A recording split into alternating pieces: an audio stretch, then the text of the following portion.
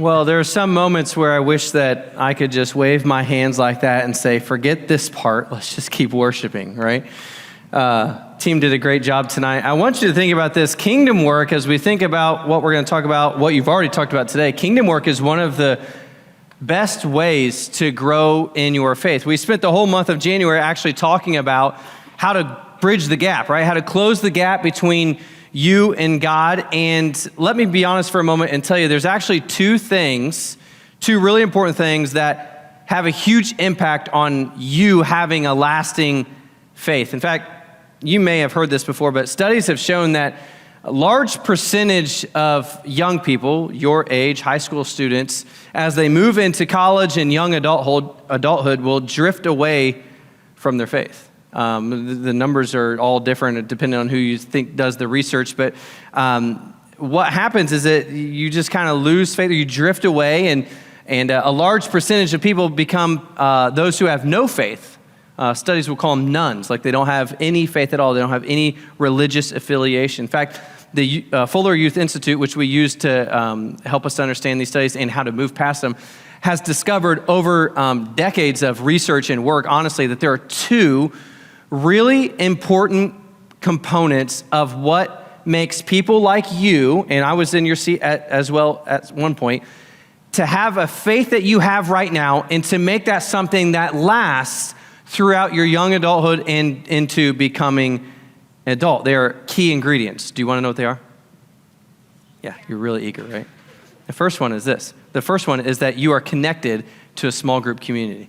And this is honestly one of the reasons that we put so much emphasis into our high school ministry into groups. I mean, it's what we do every Wednesday nights, and even when you come here on Sundays, we break into groups. Sometimes you play games in groups and you compete as groups, all those kind of things, because of this factor that people who are connected to a small group community, it plays a huge role into whether you actually continue in your faith as well. And so that's why we play such a big, important piece into what we do into groups. So here's the second one. Not only are you connected to a small group, but you serve the church.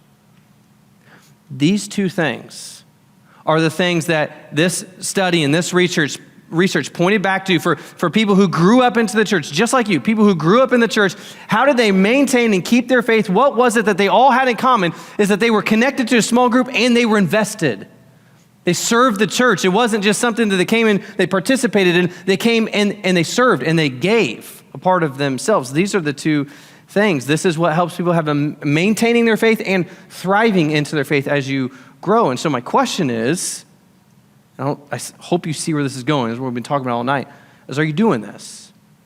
Are you serving in some capacity? Are you serving the church? If you've been a part of our Wednesday night groups over the last several weeks, you've been going through the Love Your Church series, right? We talked about belonging and welcoming and being committed and caring. And tonight you went through one of those conversations as well as we start talking about serving, right? And if you think about Move, we call this Move Continued because we're trying to talk about all these things. Move always ends, every year, it ends with the same thing. You shouldn't be surprised about this. It's the same thing. It's a call to move you beyond the event, right? So it's not just something that, oh, that was great, remember what we did. There's components of that. But it's to move you beyond the event to something else. What is that something else? It's kingdom work, which is serving, right? They are the same thing. And so this is a great conversation for us to have, and I hope that you lean into it. And the problem that you may feel is this statement. You may feel, oh, I don't have anything to offer the church. You ever felt that? You ever maybe thought that internally? Like, maybe you don't have to really convince me I'm supposed to serve the church, but I kind of feel like I don't have anything to offer the church. Who am I? What do I have? And that church kind of sounds like it's for my parents or for old people, and I don't really know that I have anything to offer, and if I do have something to offer, I don't really know that they want it, right? And so we just get in this thought process, but you couldn't be further from the truth. You couldn't be further from the truth. You are the church. You are the church. You have something to offer, and what you have to offer is actually needed, right? We need young people to rise up and to lead and to serve. And I just want to spend a few minutes talking about this because I think it's that important. But here's how I need you to understand this, okay? If you were to come to my house, right? And some of you have actually been in my house before. If you were to come in my house, I would not ask you to help me with the laundry, right? I wouldn't ask you to clean the dishes, even if I invited you over for dinner. I wouldn't ask you to vacuum or turn on the robot vacuum that we have, right? I wouldn't ask you to do any of those things, or dust or anything like that, right? Who's responsible for that? My wife. Oh, who said me, right? No, I'm just kidding. That's a joke. I do the laundry. You can ask my wife. I do the laundry. Don't make your wife do everything. The family's responsible for that, right? Not just my wife. All of us. We're responsible for doing the dishes and turning on the vacuum robot and doing the laundry. It's for us. I wouldn't ask you because you're a guest. You're someone that I invited over. You're not a part of my family. And so you don't have to do those things. When you're a part of the family, you contribute. Do you understand what I mean? Think of it in your home, right? I hope that you contribute on some level. Some of you probably make your parents do all your laundry. And I did that when I was your age too. But you contribute on some level, right? You help clean up something. You help contribute with something, right? That's what it looks like to be a part of family. If you're going to be part of the church family, you have to contribute. You got to be willing to serve. You got to be willing every once in a while to clean something or to be a part of something or to help somebody with something. You got to contribute by serving. If you were in church this morning, this is the same conversation that we had, and we looked at one of these verses. I want to read the extended context to you. 1 Peter chapter 4, verses 8 through 11 says this. Most important of all, continue to show deep love for each other. For love covers a multitude of sins. Cheerfully share your home with those who need a meal or a place to stay. God has given each of you a gift from his great variety of spiritual gifts. Use them well to serve one another. Do you have the gift of speaking? Then speak as though God himself were speaking through you. Do you have the gift of helping others? Do it with all the strength and the energy that God supplies. Then everything you do will bring glory to God through Jesus Christ. These words remind us of the responsibility that each and every one of us have when it comes to serving. There's really two simple ideas that I want you to understand tonight. The first one, and we'll do this briefly. The first one is that we serve because of love. Okay? This is what we do. If you looked at the beginning of that verse, it said this, continue to show deep love for each other. Serving the church actually only works well when you do it from a position of love. And so before we go any further what this looks like or how we do this, this is the thought process that we have to have, is that you have to love God and you love people, and the result of that is serving. You love God. I hope that all of us in this place feel that. We love God, and many of us have a disposition in our heart and our mind that says we actually do love people, but the result between those two things has to end up in that we serve. In fact, if you remember when Jesus was in a moment where someone asked him what the greatest commandment was. You remember this? He's in this conversation, he says, what teacher, what do you think is the greatest commandment? This is what he says in Matthew chapter 22. Jesus replied, love the Lord your God with all of your heart, with all of your soul, and with all of your mind. This is the first and the greatest commandment. And the second is like it, love your neighbor as yourself. What's Jesus saying? Here's the two most important things. Love God, love others. You love God and you love others. That's really what it comes down to in a relationship with God and following Jesus. When we love God, we will in turn love others. And when we love others, we will end up serving them.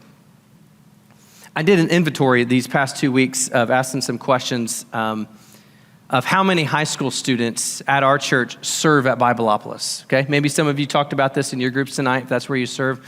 And I asked that question because I know for when we talk about serving, that's where so many of you tend to use your gifts or invest your time. Is like, I'll serve kids because it's helpful, it's relational, and it's fun a lot of times. And so I know that there are other ways to serve. There are other ways to serve the church, but for the majority of people your age who serve, you like to serve in kids ministry. And so I asked them, I said, can you give me the names of everybody, any high school student who's serving in Bibleopolis or children's ministry right now? So they gave me all the names and I did all the research. There are 38 high school kids who are regular serving at Bibleopolis. However, only 26 of them not only serve there, but also come here. So in reality, there's actually only 26 active high school students who are serving at Bibleopolis. Tonight, here, there's 94 of you. We actually probably have an active roster of kids who are involved in this ministry who come and go of about 120 and 130 students. And so when you think about the numbers, maybe we're actually not doing this very consistently or very well. And again, I want to preface that saying, if you're serving somewhere else, I didn't count you, okay? So if you're a greeter, you're at the Impact Center, whatever, I didn't count you. This is just Bibleopolis. It's just not a complete picture, but it just makes me think that maybe we have a gap with this idea of serving. And there are other ways, worship and production and greeting and impact that you can be involved, but maybe we need to have this heart of love for other people to take that step. Here's the second thing that I want you to see, is that we've all been given a gift to serve, okay? So if you're at church, we talked about this. It's important. We've all been gifted to serve. The verse, again, which is your key verse, is what we're going to focus on tonight. God has given each of you, is that a baby? Yeah. How embarrassing.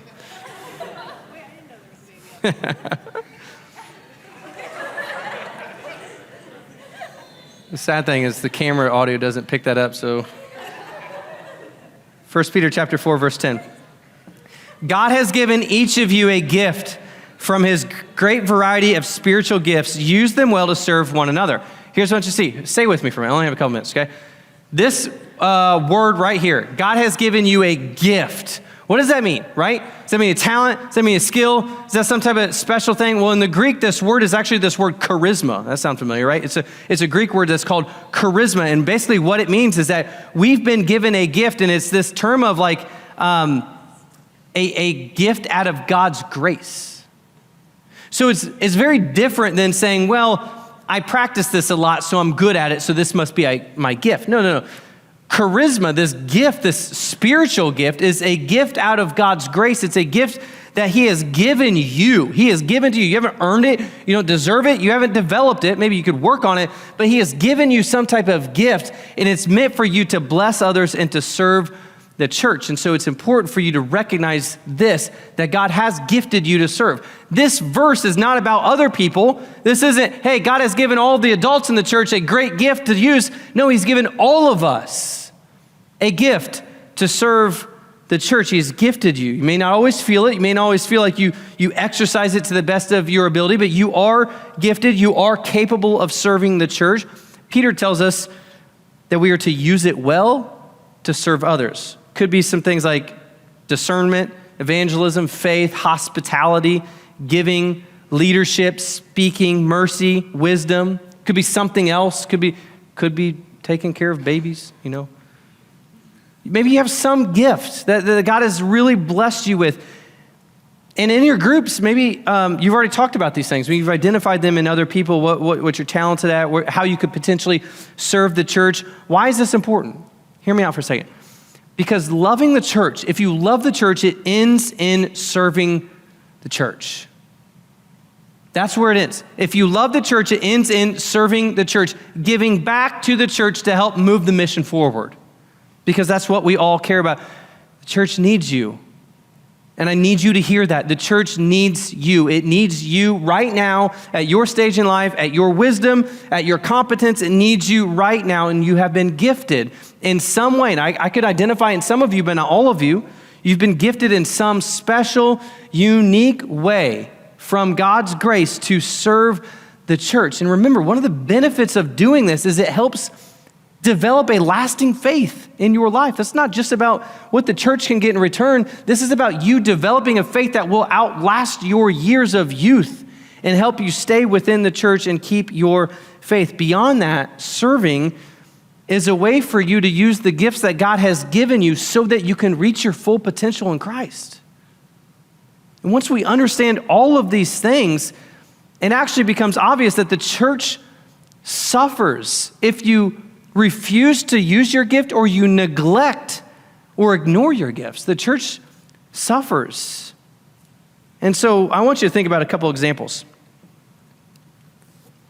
Where's Skinny P? Is he still in here? Did he leave? He left to go take care of my dog. Okay. Right? You know, Skinny P, the guy on the video that told you, you know, let's then drop the mic and everything, okay? We all love when Phil leaves worship, and he's a talented small group leader and a great dad. And if he decides not to serve the church or to use his gifts, we all miss out. Claire, who, I don't know where you're at, it's so dark. Claire does a great job leading worship. And every time you lead, I feel closer to Christ when you use the microphone and use your gifts. The whole team, actually, was amazing tonight. Right? John Emmerich, back here. Everybody look back there at John. He doesn't like the attention. When we had to shut down from COVID, most of you weren't here, just our seniors. When we had to shut down from COVID and we missed youth group for a couple months, we lost all of our sound people. And I don't know how to do all that stuff. And so John said, I can help. And he never left. And John has been here for the past 4 years. Every Sunday night, every Sunday afternoon, he comes in at 3:30 and helps set things up and run the sound for the rehearsal. And he sticks around for the whole thing. He puts all the stuff away. He serves, and that might be the only time that we have ever clapped for you, and it might be the only time that we ever clap for you, John. Just hope you know. But he doesn't care. He's using his gifts because he is amazing at mixing and helping lead back there. Now, he's going to hate this, but Zach Sheely, too, is someone that...